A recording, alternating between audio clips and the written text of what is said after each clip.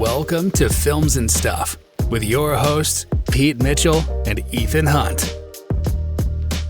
Pete, Films and Stuff podcast. How are you today? All good. How are you? Good. We've got something new on the agenda to discuss. Yeah, so we just spoke about Shadow and Bone. Yep. And that actually, I forgot to mention it, but I thought that we should just quickly add that in here. You pointed me out to a new series available on Apple, but really it's an AMC Plus show. Yes. I think they're doing the same thing they did for La Fortuna, which is distributing it through Apple. Yep. But if you want to watch it on Apple TV, you need to pay a premium of whatever it costs. It's expensive. And that show is Moonhaven. Moonhaven. Not to be confused with Moon Knight, which we also saw. Yeah, or Moonfall and Moon Crush, which were two movies that we also reviewed. And we're watching For All Mankind, which revolved around the moon. The moon. as does Umbrella Academy. Oh, absolutely. So, okay, so Moon long heavy. Story short, you saw the first episode. I saw the first episode. I saw the first 3 episodes. Whoa. Moonhaven. Sorry, now I'm going to confuse and call Moon Knight. But Moonhaven is interesting. And the reason your review of Shadow and Bone reminded me of Moonhaven is because a lot of the things you said about about Shadow and Bone apply to Moonhaven as well. Yeah.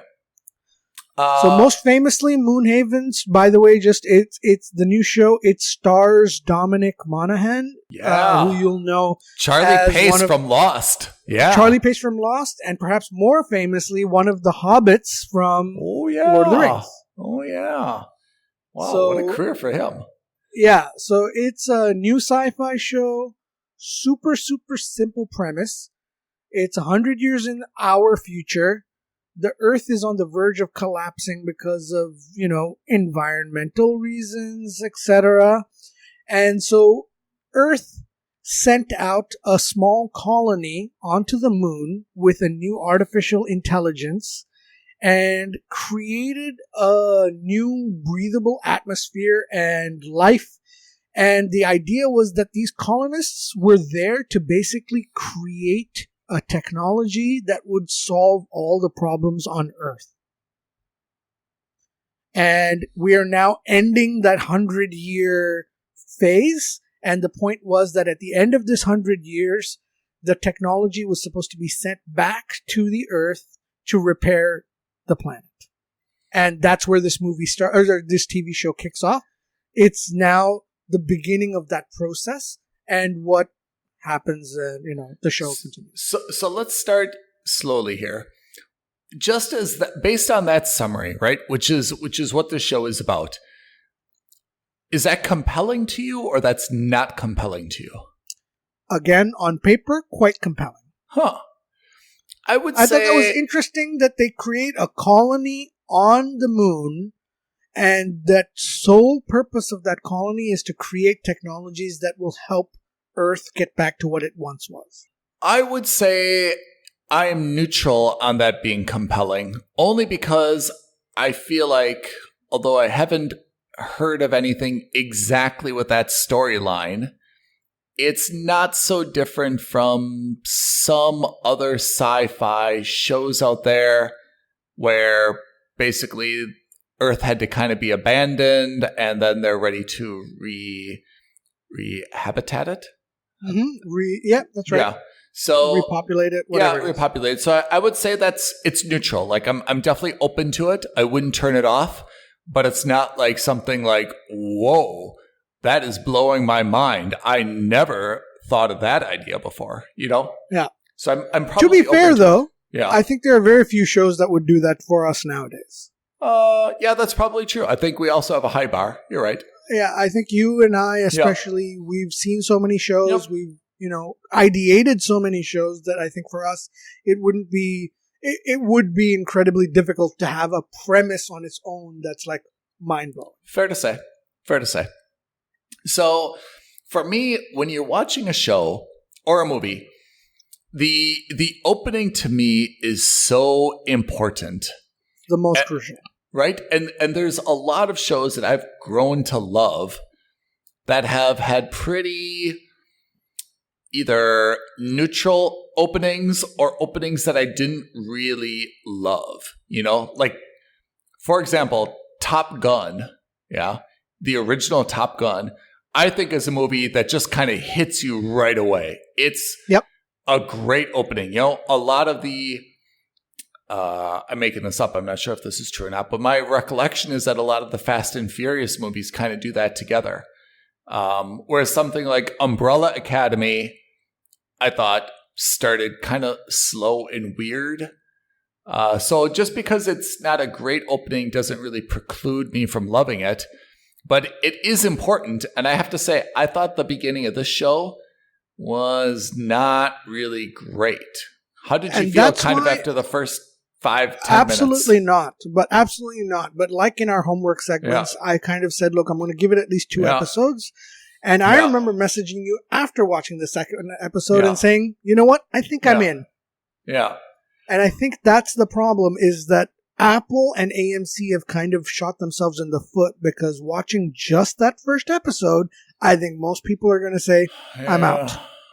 If they had done 2, I think you might have bought in at the end of the second, I think. Having said that, and I did tell you this earlier, offline, I watched the 3rd episode, and all of a sudden I'm now back on the fence as being like, I could take it or leave it. Which is not what you want out of a show that you're already paying for a subscription you've for, got to love and it. then to have to pay for it. I'm not in. Like, if I don't appreciate that. Yeah. I mean, I think the thought process is, if you're not in, you're out. You know? Yes. If you're kind of on the fence, that means you're out, because there's a lot of stuff that competes for your attention, for our attention, right? So I have to say, I did only see the first episode, and the opening scene I thought was really not at all compelling. Yeah, I thought that was a pretty bad way to open up a show. Sure. You know, 2 people kind of chasing each other. There was this kind of glow-in-the-dark butterfly. They were kind of kissing like an interracial couple, but they were fighting. And then he killed her, right? Yep. Spoiler alert. So, which I say with no enthusiasm. So I just thought, like, all right, this has done nothing for me. This is supposed to be kind of like science fiction-y. I haven't seen any tech. I haven't seen anything. No good visuals. It's very dark, right? Because they're running at night in a forest or something. I was like, all right, let's see where this goes. And then, to be honest, like, as the episode went on, I got more and more into it, but there was still like some really kind of frustrating elements to me, and this may be storyline, right? So, for example, the Indira Mare, right, who is apparently kind of this leader of Earth. That's right. She's like the envoy that represents Earth. Yeah, she has kind of the relationship with this AI in the moon. She apparently makes a special trip to the moon, and she has 1 pilot and 1 bodyguard. That's it. Just 3 people on this huge spacecraft, which I thought was kind of like weird. And speaking of which, played by Joe Manganiello. Yeah. What have I seen him in? Most famously, he's Sofia Vergara's husband. Oh. He was Deathstroke in the Justice League movies. Yeah. The cameo sequence. He was in Magic Mike.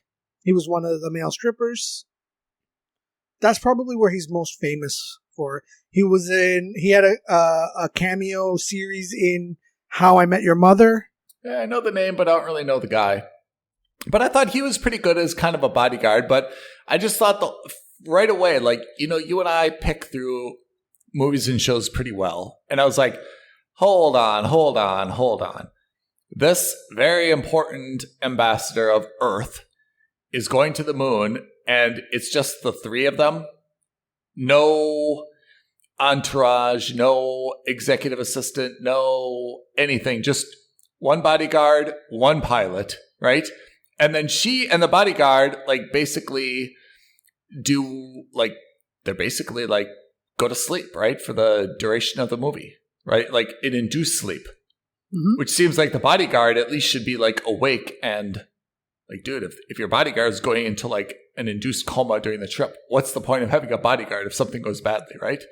Even you saw the pilot beeped her nose, right? Beep, That's beep, right. honk, honk. What's the point of a bodyguard? So these little things kind of annoyed me. But I have to say, I kind of got into, the moon culture. I don't really understand how it's saving Earth. But that's how you and I differ. Oh, really? It was I'm too not a fan hippie of commune. that hippie commune. I'm not a fan of that hippie commune stuff. I have to say, if you're asking me my preference, it's not my preference. But I got into it in the sense that, okay, this is a little bit different. I'm starting to understand it a little bit. The way that they talk is kind of, I thought, unnecessary. The fact that they've got different words is unnecessary. They're still humans, they can use the same words, It's only 100 years. They're on the moon. Yeah. It's not like we're talking 100 generations. I agree. Living off in the far off the solar Yeah. system. You're orbiting Yeah. home. Yeah. How are you I agree. this different, at Yeah. least in your vocabulary? So I kind of thought that the baby talk was unnecessary. I thought that I understand it's supposed to be a more sustainable culture. So I kind of appreciated some of that. I appreciated it's supposed to be more in touch with the earth. I appreciated that, but I just thought some of it was almost they just let the costume designer run amok. Right? They're hold on. Let's just come up with some nice gray or red or blue moon costumes. This isn't the Middle Ages. You don't have to reinvent the frock. Exactly. It was just I felt sometimes they let the set designers just kind of get out in front of the story that they were trying to tell. So I didn't really like that. And then I guess kind of towards the end of that first episode, there was a little bit of intrigue, and I have to say, I kind of got into it, but it would be, here's the proof is in the pudding, right? The second and third episodes you have to pay for. And that defines our rating system. I'm not going to pay for AMC to see a second episode of this. I've already got Apple TV Plus. If someone had AMC and said, hey, you want to watch this with me? I would.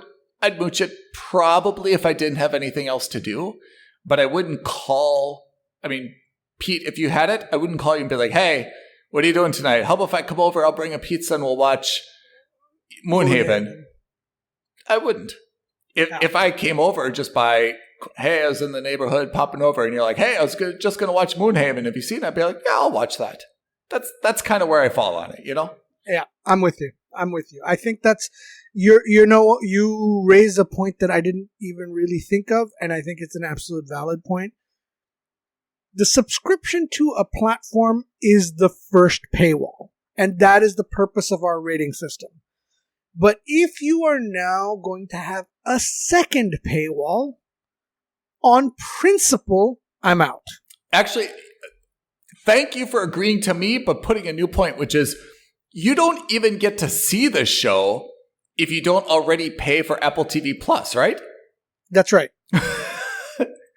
So now I'm supposed to pay again.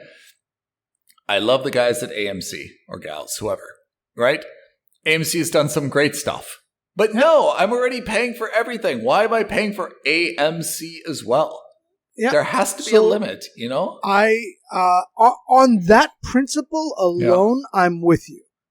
I just think that it's a bit silly that I'm paying $8 a month or $12 a month or whatever it is. I think I'm paying £9 a month or £10 a month for Apple TV, whatever it is. Okay. Yeah. And then I watched this first episode. They've got an intriguing thumbnail. I'm like, ooh, it sounds nice. I watch it. And then all of a sudden when the thing comes up and they're like, oh, by the way, you need AMC Plus for episodes 2 and 3. I'm out. I'm sorry, but you've lost me at that, because if that were the case, why are you distributing for AMC Plus, right? If there isn't some kind of thing. I am lucky because, or let's not say lucky, but for La Fortuna, I went through this process. So that's fine, but I wouldn't go through it again. And I certainly wouldn't say I'm going to pay $12 or $15 or $10 to buy this episode. Again, it's just not, or the series, it's not what I want. Can I make an open suggestion to AMC and some other platforms? Please. If they would put, hey, watch episode 2, 99 cents, I would do it. Okay. I'm already on Apple TV Plus. All I have to do is hit click, right? And it bills me 99 cents. I would have done it. I really would have done it. 99 cents, it's nothing. How much do we spend to go to cinema? It's another 50 minutes. I would have done it. If you asked me to spend $8.99 a month to watch this, no way. And the weird thing is, I'm telling AMC they're stupid, but the reality is that I'm stupid because I will spend, right? People are stupid that I will spend 99 cents 12 times to watch that whole season, whereas I will not spend the $8.99 to commit to 1 month. So if they would change their billing, I would actually probably be spending more money on them, and I would be happy.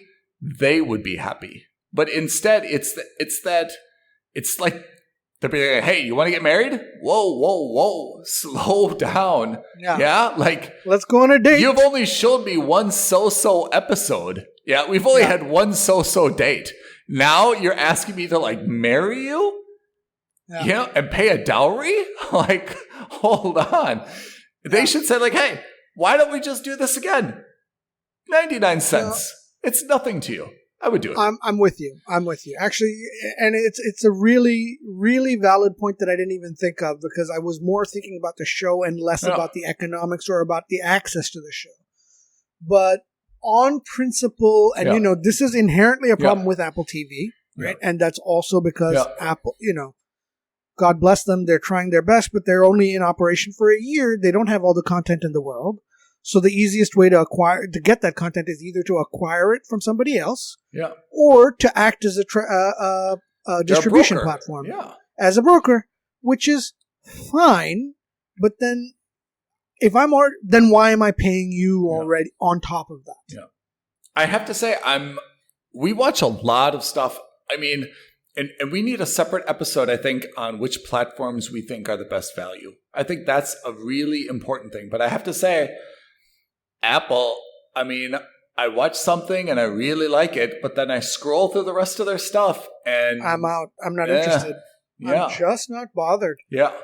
I will say the quality of the shows we're watching is stellar, but that's only for the shows we're watching. There's a lot of junk on there that I'm just not bothering with. But I agree. That's the problem with a platform is that you need a lot of stuff, right? This is where I think Netflix has a leg up on everybody. Netflix they don't just have a lot of stuff, they also have regional specific stuff. Which very few platforms have. I think Amazon Prime is the only one that comes close. So yeah, I agree. But again, I guess going back to the issue is if it would be 99 cents, and we had this issue or we had this discussion not that long ago. We talked about La Fortuna, right? Who's the dude who stars in there? The Tooch, right? Yep. As you call him. Yeah, love him. For both of those, they're both on AMC. And actually, I don't know why I can't get past this psychological barrier. It's probably because I have Apple TV Plus, and I have Amazon, and I have Hulu, and I have Disney Plus, and I have, what else do I have? I have Netflix, right? And I'm like, do I really also need AMC Plus? Right? If they charge me 99 cents an episode, they give Having said that, yeah. If Breaking Bad and Mad Men were still on TV, or if this were 7-10 years ago, I would be a big proponent of saying you gotta get AMC Plus. Is Better Call Saul on AMC or it's on Netflix? So that's the funny thing. Because I'm watching it on Netflix, right? I'm watching it on Netflix as well, but it's an AMC show, and I think they also have it on AMC Plus. Yeah. But I think it's because Breaking Bad they came out as like a Netflix, not an exclusive, but I think Netflix grabbed the distribution rights before AMC Plus existed. Oh. But I'm just suggesting that try that as a pricing model, because I am more likely, even though it doesn't make any financial sense, I know myself, I would spend 99 cents an episode when I want to watch that rather than paying. It's the iTunes model, right? It's the paying iTunes for a single model. song versus the entire album. Yeah.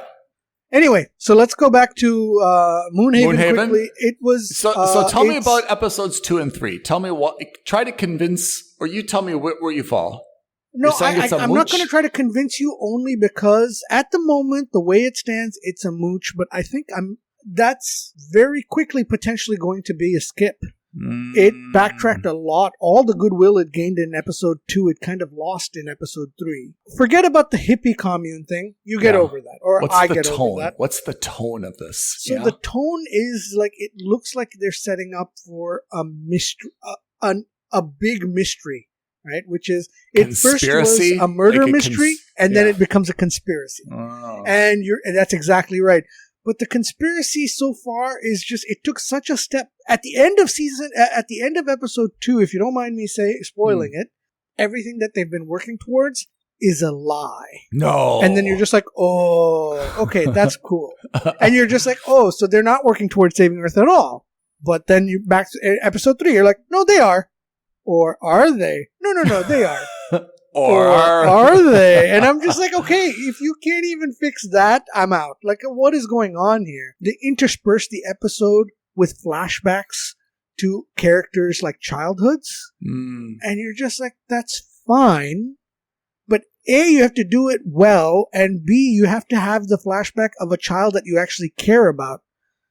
I don't care about any of these characters. It's too soon for that. That could happen in season 2. That could happen at the end of this thing. Yeah. It's too early for me to have flashbacks on a main character who, A, I don't think is a main character, at least isn't yet, and B, I have no emotional attachment to, and it explained very little to nothing for me.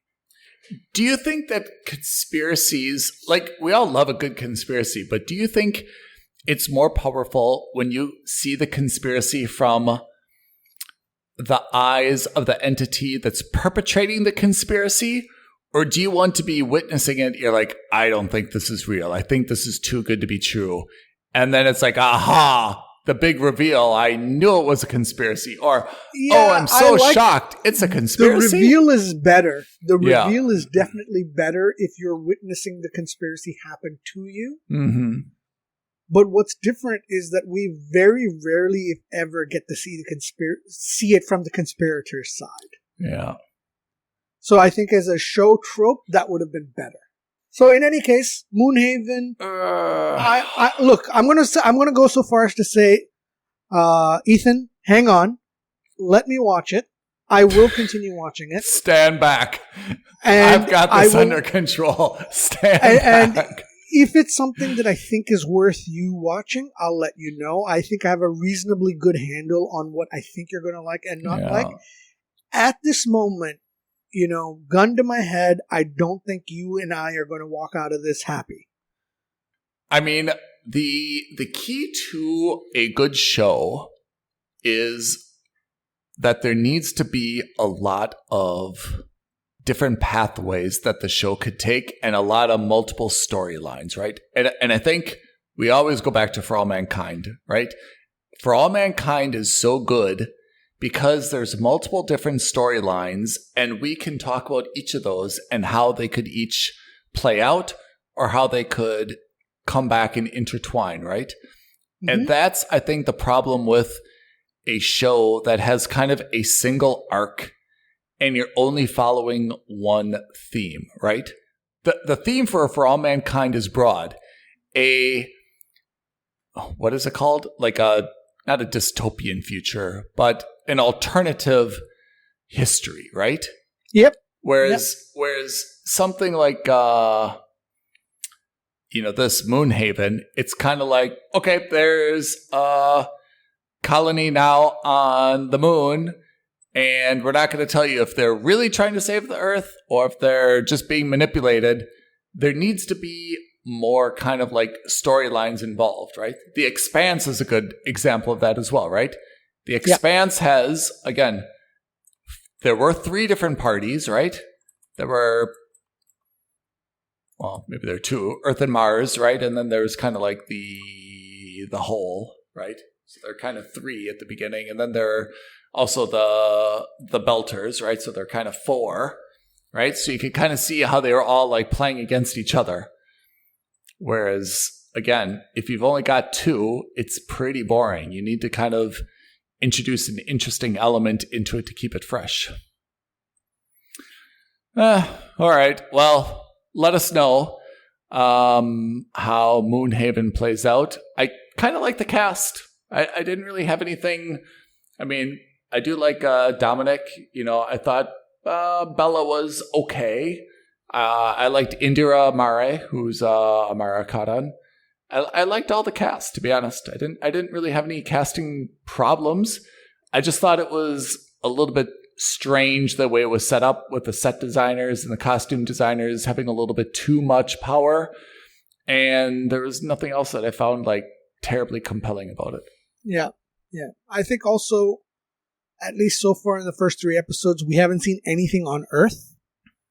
And for a show about, I understand it's about the moon colony and how they're supposed to save Earth, but let's see what's wrong with Earth as well, right? Show us a little bit, give us a little bit of flavor and a little bit of context. Because this is, if you want to make this about a dystopian future, show us the dystopian future. You can't just show us a utopian ideal of what the future can have and not show us the other side of the coin. Yeah. I enjoy shows about time travel and alternate universes, I think, the most, because I feel like I enjoy the strategy and the multiple different timelines. I think that's a genre that I really get into because I like all those kind of like moving pieces. Whereas even if a show is a drama that is, let's say, camouflaged as some type of future thing, at the end of the day, it's still just a drama to me, right? And there's not a whole lot to keep track of except this person's mad at this person doesn't trust this person, is this person good or bad? It's really hard to keep my attention. That's why, because we've seen so much of it, that's why, you know, Umbrella Academy, why For All Mankind, Timeless, you know, there's another one that I really like, Travelers. All those I thought like really kept me engaged because they're always popping in and out, and you had to kind of keep all the what happened in the past in mind because it could always circle back and be relevant again, you know? Similar to the Marvel universe, right? All right, Pete. Well, we've done it. Let's see how Moonhaven plays out, and let's do our homework for the upcoming week. We'll have something new to discuss then. Absolutely. Thank you, listeners, and please reach out to us. Aloha at filmsandstuffpodcast.com or tweet at us at F&S Podcast. Hoodie alert. Come claim your hoodie. Okay. Thank you, Pete. Thank you, listeners. Have a great week ahead. Thanks, everyone. Bye. Thanks, Ethan. Bye, guys. Thank you for listening to another episode of Films and Stuff. If you haven't already, please subscribe and review on Apple Podcasts, Spotify, or wherever podcasts are downloaded. Films and Stuff. There is no substitute.